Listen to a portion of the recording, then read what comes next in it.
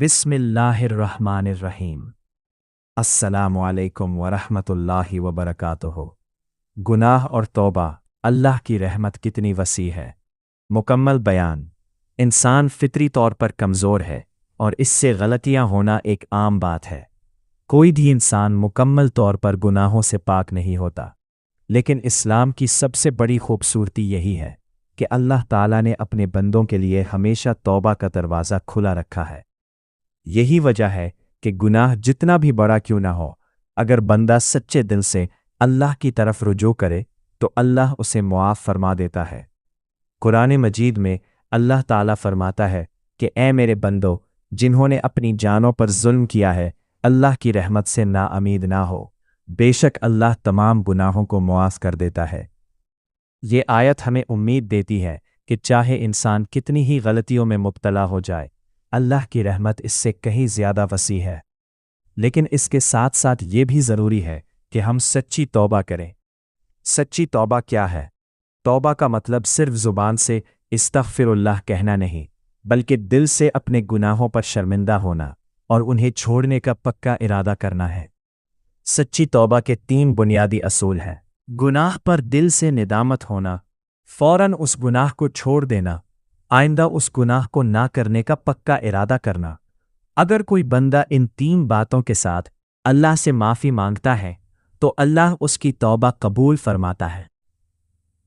कौन सा गुनाह माफ़ नहीं होता?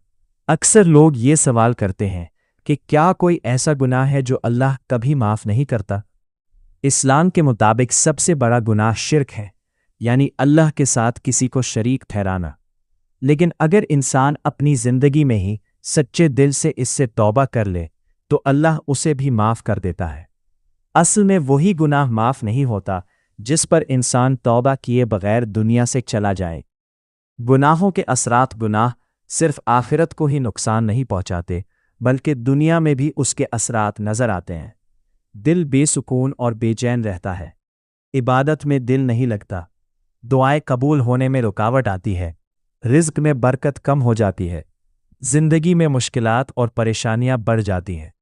जब इंसान मुसलसल गुनाह करता है तो उसका दिन सख्त हो जाता है और फिर उसे गुनाह भी बुरा नहीं लगता, जो कि सबसे ख़तरनाक हालत है। तौबा के फ़ायदे। अल्लाह ताला ने तौबा करने वालों के लिए बहुत बड़ी खुशखबरियां रखी हैं।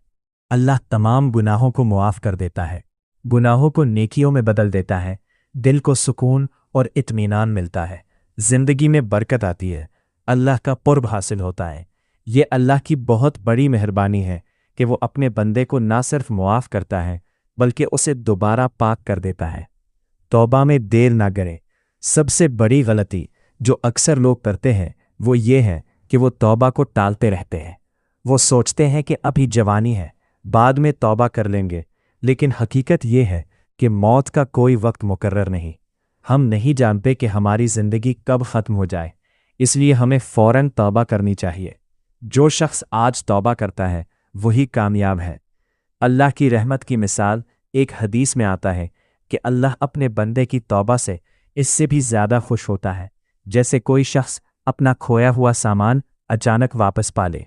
ये इस बात की दलील है कि अल्लाह अपने बंदों से कितनी मोहब्बत करता है और वो चाहता है कि बंदा उसकी तरफ वापस आए।